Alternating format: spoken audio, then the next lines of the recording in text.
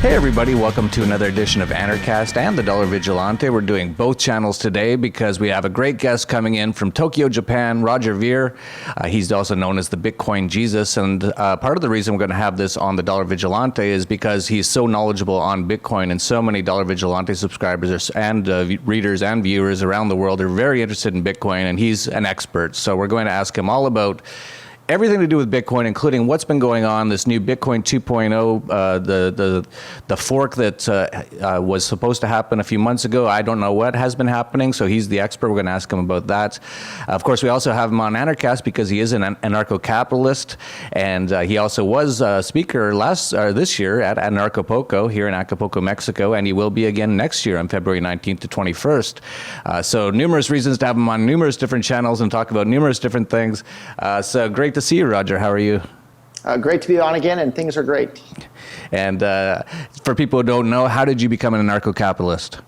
Started studying economics, and the more economics I studied, the more I realized that the government's violent intervention into the marketplace just prevents everyone from being as wealthy as they otherwise would have been.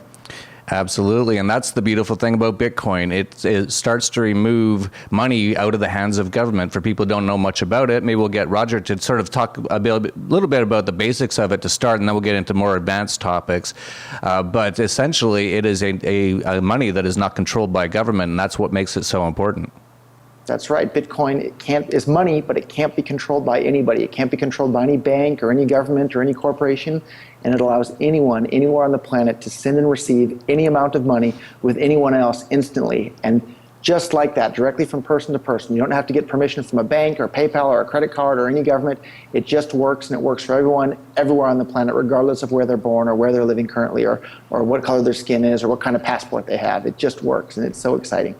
Yeah, and as a person who tries to open a lot of bank accounts or brokerage accounts, I can tell you personally, it's getting harder and harder and harder, almost impossible at this point to even do that. Whereas with Bitcoin, it's basically, how quickly can you set up a Bitcoin account? Well, you could have already done it if you weren't listening to this podcast. Less than 30 seconds. Go to the Apple App Store or the Google Play Store and search for Bitcoin Wallet, and there's a whole bunch of choices for you, and go to town. What would you recommend for sort of a novice?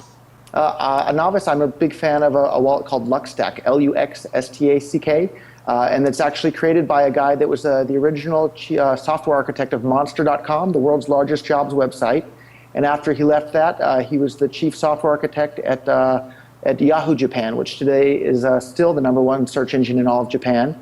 And then he was the chief software architect at SoftBank Japan, which is a huge conglomerate over here in Japan. And then he left all that, and he's been doing Bitcoin full-time now for a little over a year, and he's made an absolutely amazing, wonderful wallet called Luxstack, Luxstack. I use that as my daily Bitcoin wallet, and I really like it a lot. Wow, that's great. And interesting, he was with SoftBank. I believe SoftBank invested my internet company in the 90s. I was back in Japan back then trying to raise money for that company. Very interesting. As well, a lot of people have a lot of questions. Let's get through some novice ones because there's a lot of people still don't totally get it. And some more novice sort of questions. So a lot of people will ask, where can I get Bitcoins or how do I buy Bitcoins? What would you suggest to your average sort of novice person? Yeah, since you have listeners all over the world, I would recommend they go to bitcoin.com, and there's a big giant button that says buy Bitcoin, and it'll show you a whole bunch of different places that are available in whatever country you're in to buy Bitcoins. In the US, there's probably 3 places that are real easy: Coinbase, Circle, or Zappo, xapo.com. Any of those 3 let you buy Bitcoins just as easily as making a PayPal account. Another great one is localbitcoins.com, where you can just find some guy that'll meet up with you at your local Starbucks, and you can give him cash and he'll give you Bitcoins as well. But bitcoin.com has all the information for that. Yeah, and another good idea for people out there, and Roger's an entrepreneur, as am I, is if you have a business, offer your services for Bitcoin. You'll be amazed at how many people will be interested. A lot of people who are into Bitcoin really are so into it that if they have to choose between one service provider and another, and one accepts Bitcoin and the other doesn't, they'll choose the one that accepts Bitcoin. So if you run a business, no matter what it is, you could be a mechanic or have an internet business or whatever it is, just let it be known on your website or through your product that you accept Bitcoin, and you'll be amazed that you'll probably get a new client base. Right. By doing that, the only thing that can possibly happen is you get more customers. So you have nothing to lose. Yeah, absolutely. So people should really be getting into Bitcoin if they haven't yet. Let's talk about the price before we get into more detailed things, which I want to get into with you. I've really noticed that the big problem with Bitcoin, or the big supposed problem that a lot of people had with it was quite volatile. And obviously, it started in 2009 at essentially $0 per Bitcoin. It rose from about, in 2013, from around $15 at the start of the year and closed the year around $1,000. And then 2014 till 2015, it sort of gave back a fair amount of those gains, but obviously not all, and ended up at around a low of around just under 200, and it's currently at 250, but it's been around 250 now for about 6 months. Have you been surprised or happy, or what's your take on how unvolatile it has been for at least the last 6 months?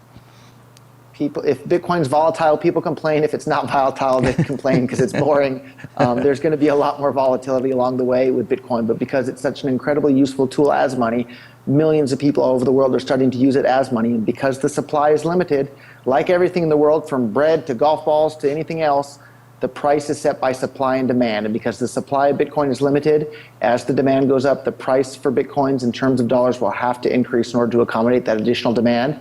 And if you do the math, Bitcoins could very easily be worth, $2,500 or $25,000 a Bitcoin, or even $250,000 per Bitcoin. So they could easily go up another 1,000 times from where they are today. And that's not just some pie in the sky thing. Like, sit down there and do the math. There will never be more than 21 million Bitcoins in the entire world, and we have however many billion people on the planet at this point.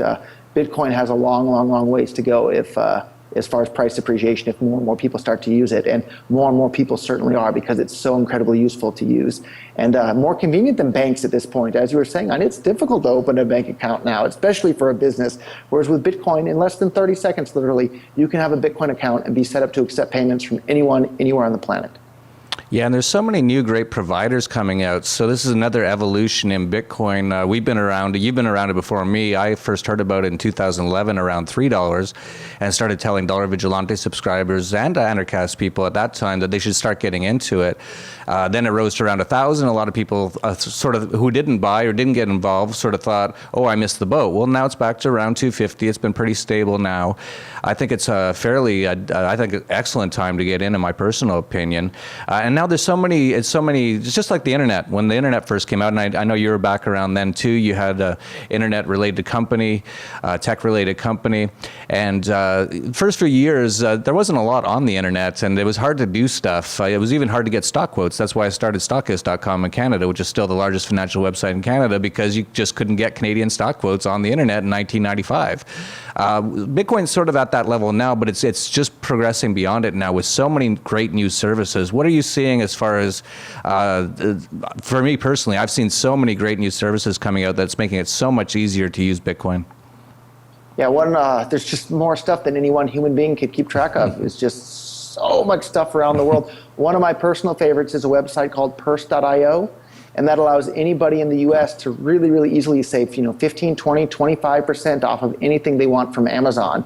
And I know a number of people that are actually making businesses out of that. They're using that to buy things from Amazon at like a 25% discount, and then they're turning around and reselling it on Craigslist or eBay or wherever to their friends and neighbors. That's purse.io. Anything you want from Amazon at easily 20+% discount, and all you have to do is pay in Bitcoin.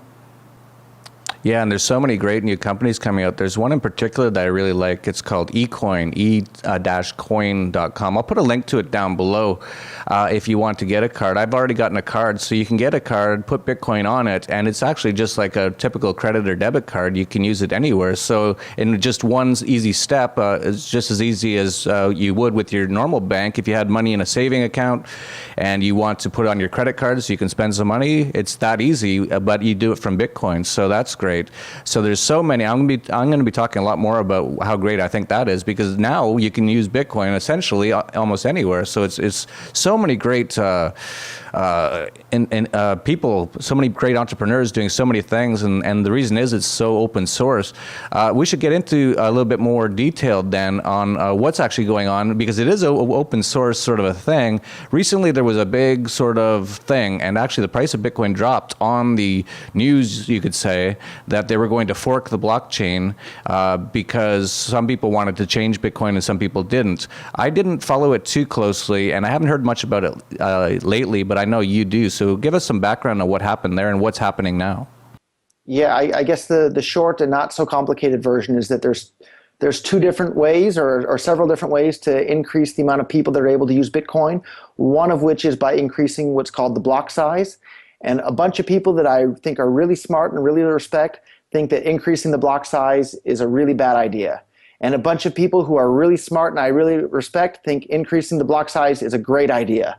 So there's really smart people on both sides, and there's been a bit of a stalemate as far as the debate in regards to that. But one of the biggest problems about that is that one side has been controlling a lot of the social media outlets where people discuss and debate these things, and they've just been suppressing or banning anybody that would advocate one of those positions, which is the position in favor of bigger blocks. And it's really been a shame, because even if you disagree with somebody, the way to settle that disagreement is through open debate, not through censoring their ability to have an opinion on that. So that's part of why I launched Bitcoin.com about 2 months ago, is because there wasn't a place where people could openly debate both sides of the issues. But as of about 2 months ago, there's a new forum over on Bitcoin.com. Anybody's invited. You can participate. You can say what you think. You're not going to get kicked off because you're advocating one particular position or another. But like I said, there's lots of really smart people on both sides, and we'll see what winds up happening there. But either way, Bitcoin is going to be just fine. It's not a problem. It's just frustrating that one side's been kind of suppressing the other side's point of view from being expressed on the main Bitcoin social media platforms. Now, correct me if I'm wrong, but I believe you're on the side of wanting to increase the block size. So I want to ask you to expand more on why you are in favor of that. And I also want to ask you, who is it who actually decides? This is the really interesting thing about Bitcoin, is I don't really understand, because it's no one controls it. So I guess you can explain it better than me. So explain how it is that you can change the Bitcoin and what's involved and what has to happen for it to change, and also explain why you're in favor of a bigger block size. Yeah, so because there's no clear answer to how it can be changed, that's why this debate's been going on for months and months. So basically, you need to get more than half of the people that are doing Bitcoin mining, or half of the mining power, to agree to do this. But then even if the other remaining half or remaining 49% doesn't agree, then you would wind up having two different flavors of Bitcoin that are on two different networks. And I think that's really, really, really unlikely to happen, because as soon as you have more than half agreeing, the other half is probably going to begrudgingly go along with it, just because it would be really bad for that to split. And I can't imagine a case in which it splits into two different flavors of Bitcoin there, and both flavors continue. I think everyone's going to jump and be on the same side there. The reason I'm in favor of bigger blocks is the arguments against it are people are saying that the internet's not fast enough and hard drives aren't big enough. And anybody who's been around the internet long enough realizes that internet speeds are getting faster and faster, and hard drives are getting bigger and bigger. And when Bitcoin first started, there was no block size limit whatsoever, and they only implemented a block size limit of 1 megabyte just to prevent some spam in the early days. And so now people are advocating increasing the block size limit from 1 megabyte every 10 minutes to 8 megabytes every 10 minutes. And there's lots of really smart people making arguments on both sides, but one side, like I said, has been suppressing the argument of the side that's in favor of bigger blocks. And it seems clear to me that internet connections and hard drives around the world can handle 8 megabyte blocks. There doesn't really seem to be an issue. But like I said, there's really, really smart people that disagree with me there. There's another project called the Lightning Network, which I think is fantastic. I think both should be implemented. And if you're interested in this sort of thing, there's lots of people discussing it over at Bitcoin.com, and news articles and tutorials and all sorts of things about it, where if you want to get really down into the details of it, that's a good place to start. But at the end of the day, something's going to be decided at some point, and it's going to happen, but I think there'll be lots more arguing before that is finally settled. Yeah, it's so interesting to see how things work out in the free market, as opposed to, of course, the government angle of things, where everyone votes, and then whoever has enough votes, then people with guns enforce those whatever was decided by the majority, which in many cases isn't even the majority, because not everyone votes. So this is not only is Bitcoin amazing and an incredible evolution in money and banking, but it's also an incredibly interesting take on how free markets can work. We've already seen that. So there's not just Bitcoin. There's thousands of other similar things to Bitcoin that have been made since then. and none of them are forced on anybody. Everybody is free to choose to use whichever one of those they want, and man, it's amazing to see it, evolution of cryptocurrencies in action. And so Bitcoin is by far and ahead the leader, but there's a zillion other ones that anyone's free to use, and who knows, maybe someday one of these will supplant Bitcoin and become even more popular, or if a bunch of people don't like the way that Bitcoin's headed, they can all go and use their own coin of some other name. So maybe there'll be Anarchast coin or Dollar Vigilante coin someday, and people that can choose to use that. And it's not like the dollar or pesos or euros or yen. People can choose to use whatever they want. Yeah, and I don't think I've asked you this yet, because we had a glitch before we started, and I think I asked you on the other one, correct me if I'm wrong, but I asked, correct me if I'm wrong, if I did already ask you if what your favorite sort of wallets are, or what the easiest way is for people to start getting into Bitcoin and essentially open an account. Yeah, head on over to bitcoin.com. There's a whole bunch of wallets listed over there. I'm a big fan of luxstack, luxstack, but there's a whole bunch of other ones as well, and try them all out. It's you have lots of choices, and you're not limited to just one. Try them out and find the one that you like, and use that one, and then tell your friends and family too. And for people who want to buy Bitcoin, that's also another big question. What exchanges would you recommend for them to purchase Bitcoin on? Yeah, the same sort of answer. Bitcoin.com has all of that. In the US, the three that are most popular for buying Bitcoins, I think, are Circle.com, Coinbase.com, Xapo, XAPO.com. But again, those are all available over on Bitcoin.com. All the information's right there, and that's probably easier to remember, is Bitcoin.com. Another good question for you here is about mining. I've never gotten into the mining side. I've never known anything about it. I used to be a tech nerd 30 years ago when I was 11 years old, but since then I haven't really been a tech nerd or computer nerd, and that was even way too nerdy for me, just looking into the mining. Is mining still profitable? Are people still doing it, and do you still recommend people to look into it? I usually tell people to think of Bitcoin mining like gold mining. Technically, you could probably buy some gold mining equipment and go up in the hills and dig around, and maybe you could earn some gold, but I'm pretty darn sure that just about everybody watching this is that their time is better spent doing other things. And if they want gold or want Bitcoins, they can take the money that they earn doing other things to buy the gold or the Bitcoins, or ask their customers to pay them directly with gold or Bitcoin. Yeah, that's one thing that I really recommend is if you have a business out there, it doesn't even matter what it is. You could be a mechanic, you could be a hairstylist, you could be an escort. It doesn't matter. Offer your product in Bitcoin as well. And you'll be really surprised at how you might get quite a bit more interest than your competitors just because you offer Bitcoin. Because people who use Bitcoin in general, still to this day, are really passionate about it. And so if they have a choice between choosing one company over another company, and one of them accepts Bitcoin, the other one doesn't, they will most likely go with the company that accepts Bitcoin. So you can actually increase your customer base and earn Bitcoin by doing that.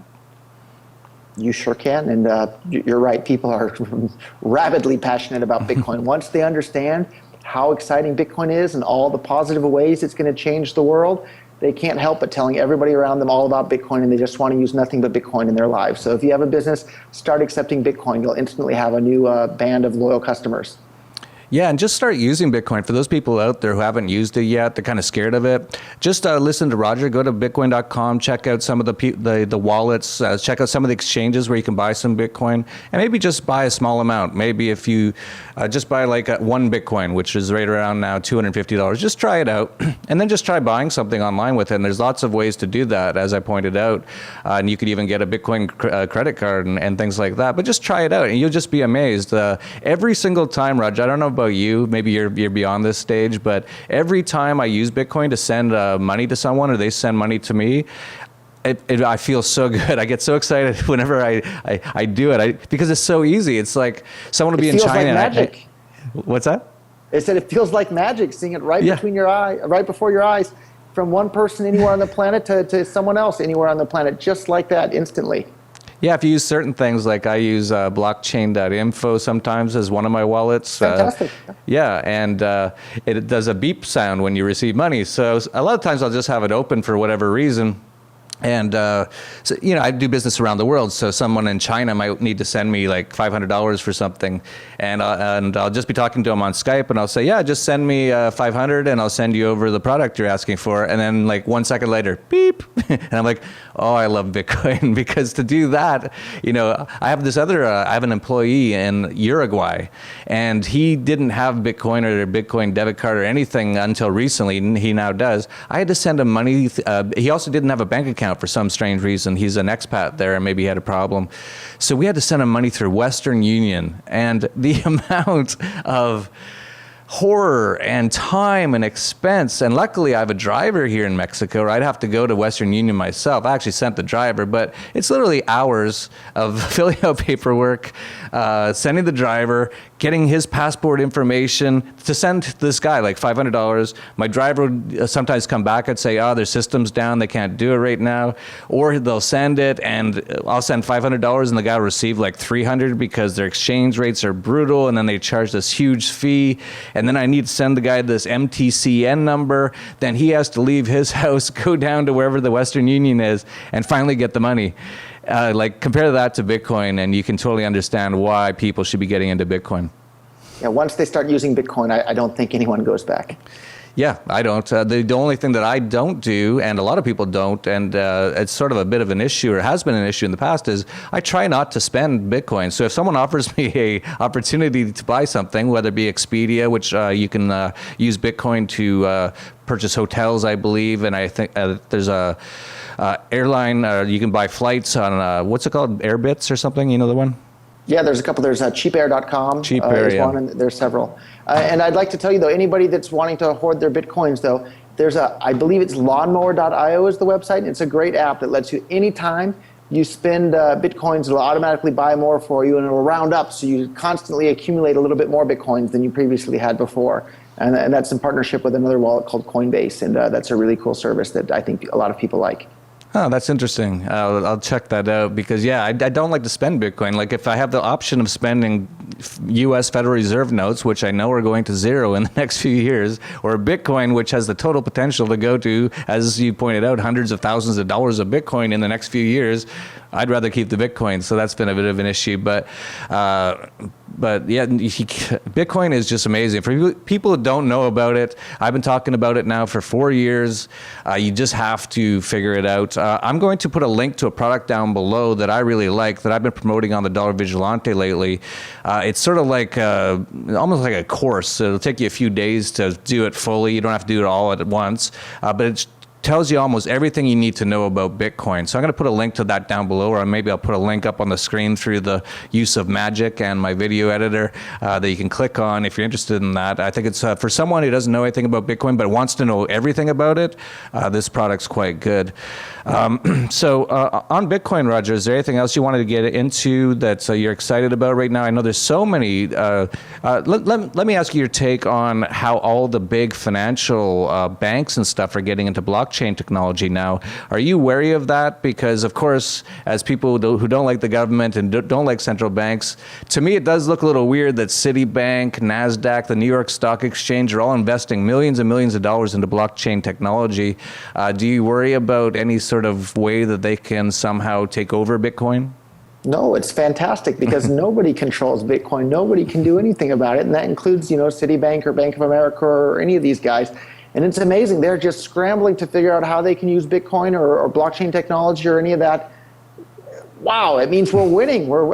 A few years ago, that would be unimaginable that big banks would be scrambling and trying to figure out how to use Bitcoin. And now today, they're all rushing in this and that. And I had a consulting company contact me recently. They're wanting to pay me a bunch of money to do consulting for a bunch of these guys and tell them about Bitcoin. And it's like, yes, I will gladly tell you. And the only downside is they're not able to pay me in Bitcoin yet. They insist on doing a traditional bank wire. Whereas on the calls, though, I set them up with Bitcoin wallets, and I send them Bitcoin right over Skype. They hold their phone up to the Skype camera, and I scan it from my phone, and I send the Bitcoins right across Skype, and their jaws drop. And I tell them, look at that. I just sent you money from, let's say, Tokyo to New York, for example. I sent it directly from my phone to your phone over the Skype video call. And when you installed the app, you didn't have to give your name, you didn't have to give your email, you didn't have to give your tax ID number, and there's absolutely nothing anyone anywhere in the world can do to stop me from sending that money from you. And their jaw just drops, and you can see the light bulbs going off in their head there as they realize, oh my God, why would people need a bank to send money when they can do it with this in the future? Yeah, and that's why you're called the Bitcoin Jesus, because you spread the gospel of Bitcoin and you do it with such passion. And I totally understand, because the first person who got me into Bitcoin was Trace Mayer, who I'm sure you know. He'll also be at the upcoming Anarchapulco this February 19th, 21st. And he did almost the same thing with me, except for back then they didn't have the technology to do it exactly through the Skype, through the cell phone. But I met him in Argentina at Doug Casey's place, La Estancia de Cafejate, and he was really into gold and privacy and things like that, and he said, you have to get into Bitcoin. And I said, well, I've heard of it, but I don't really know much about it. And he said he was somewhere in the U.S. I believe I was in Mexico, and just over Skype he said, okay, open an account here at Blockchain. So I did. Took about 30 seconds, and he goes, okay, what's your Bitcoin number? So I sent it to him. He said, I'm going to send you $10 worth of Bitcoin. And he did. He was kind of cheap, by the way, I think. But actually that $10 would have been worth at least close to $1,000 today. So it wasn't that cheap. I mean, he saw what was coming. So anyway, he sent me $10 and it beep, and I had it in 1 second. And he goes, okay. And back then, this is 2011, there wasn't a lot of places to buy stuff with Bitcoin. So this has changed a lot since then. But there was a few places you could buy some books on a bookstore. In one place, he said, okay, go buy this book. I bought it, beep, I paid for it. It all took like 1 minute total, and I was the exact same as you. Like my mind just, this changes everything. And now, of course, as we just talked about, the technologies are so much more improved, and you can buy almost anything on the internet for Bitcoin. There's so many Bitcoin exchanges around the world, which are much more secure than they used to be, and getting more secure every day. So yeah, this is if you're not into it yet, you have to get into it, whether you go check out bitcoin.com and check out, as Roger said, different providers of wallets, different exchanges that he likes, and he's been around this game since the beginning, so I really trust him on that. Or if you want, check out that whole package down below, which, as Roger mentioned, I know people are being offered thousands of dollars per hour right now as Bitcoin expert consultants. I don't know if you've been offered that much yet, Roger, but there's so many people who really, big companies who want to get into this, and there's so few Bitcoin experts out there who want to do this sort of consulting, that you could become a Bitcoin consultant and make a very good living, but you really have to understand Bitcoin. So if you're at a novice level, you really got to, spend weeks or months getting up to that sort of level of understanding. Yeah, it's just this whole ecosystem is developing rapidly all over the world. And a few years ago, it was like, oh, where can I spend my Bitcoin? Today, the question is, where can't you spend Bitcoin? Microsoft.com accepts Bitcoin. Dell Computer accepts Bitcoin. Expedia.com accepts Bitcoin. Where can't you pay with Bitcoin at this point? And then there's all those Bitcoin credit cards, like you mentioned. So anywhere that you can't spend the Bitcoin directly, you can use these Bitcoin-based credit cards to spend Bitcoins there. Yeah, I'll put the link to that, or put it on the screen here, to the one I really like. And you can even get, well, I won't get into that. I won't get into that right now. But one of the things I want to talk to you about as well, because both on Anarchast and on the Dollar Vigilante, a lot of people are very interested in both expatriating and even getting things like second passports, and just a lot of people just want to get out of the U.S. or even other countries. A lot of other countries are really bad as well. And you've already done that. So maybe tell people a little bit about why you left the U.S., why you gave up your U.S. passport, and what you're doing in Japan now, and how you like living in Japan.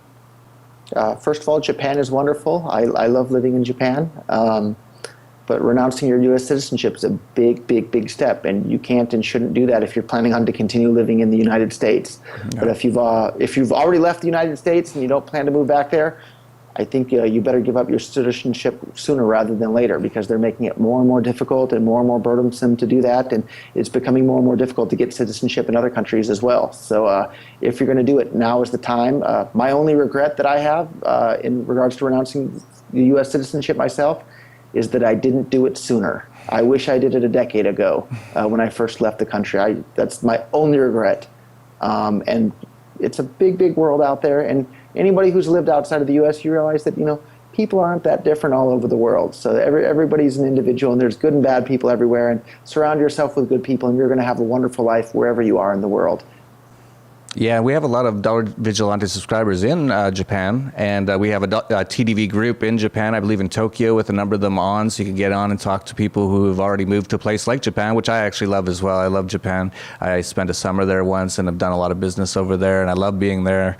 But there's so many places, and also I just recently wrote, just yesterday, maybe I'll put a link down below on how hard it is to get a second passport nowadays, and it's going to get harder and harder. And I wrote all about that, and I also wrote about one particular country, which I think is the best, easiest, and cheapest at the moment, which is Peru. So if you're interested in that, I'll have a link to that down below. But I did just want to ask you about expatriation and renouncing, because a lot of people at Dollar Vigilante, and even a lot of anarchists as well, do want to get out of the U.S. It's just getting worse and worse. So why don't you finish up, Roger, with anything else you want to talk about? It's always a pleasure to talk to you and let people know about anything you're doing, Bitcoin.com, which is really great, and anything else you want to talk about. Yeah, if you're considering coming to Anarchapulco next year, do it. I went earlier this year. What an amazingly wonderful, wonderful time. And one of the things Jeff mentioned to me there was that the hotel staff, when he initially was trying to reserve everything for the event, they were really worried. And they said, oh, you want to have an anarchist conference? And I don't know. And that sounds dangerous. And we don't know about that. And after the conference was done, they told us that we were the best group we had ever had stay in their hotel ever. And it was a wonderful, wonderful, amazing time. And I'm sure this year is going to be even bigger and better than last year. Yeah, it will be. And we'll have a link to it down below in Acapulco. It's going to be February 19th, 21st. And the funniest part about why they thought we were such a good conference, well, there was a number of reasons. First of all, we're anarcho-capitalists. We're not anarcho-communists. There's a big difference.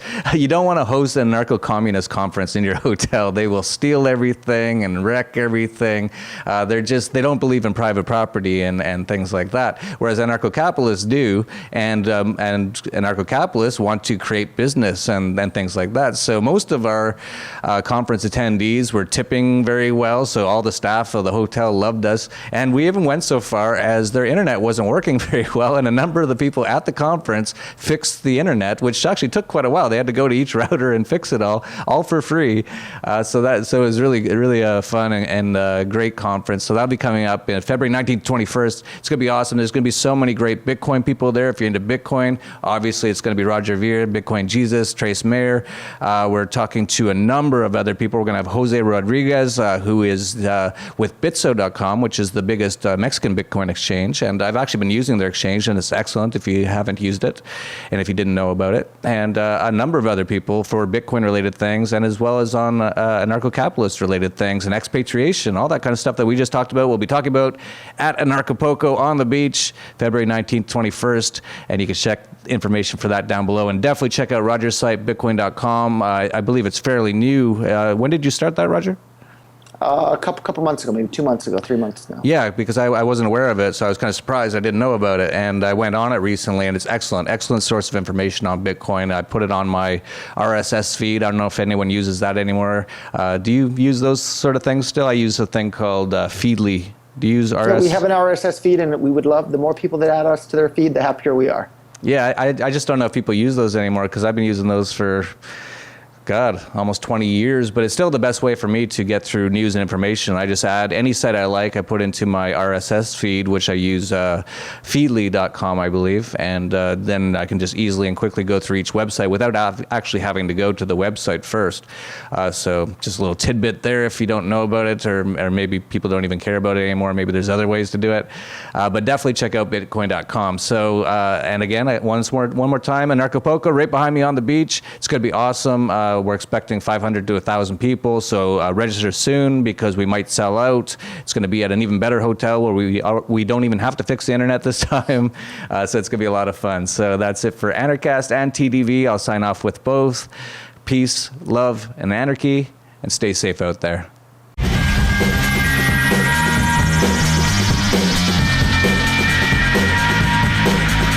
Concept of digital scarcity really excited me.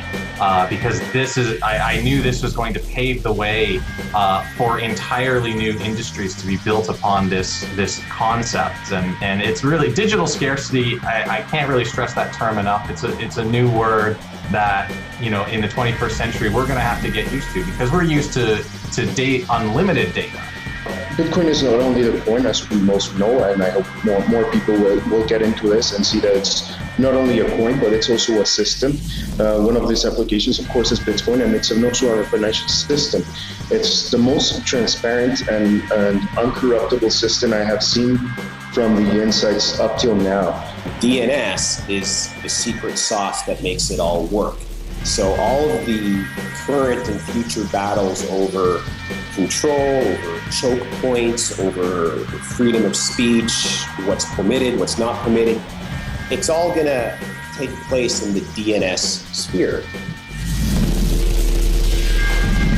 From Acapulco, Mexico, this is Anarchast.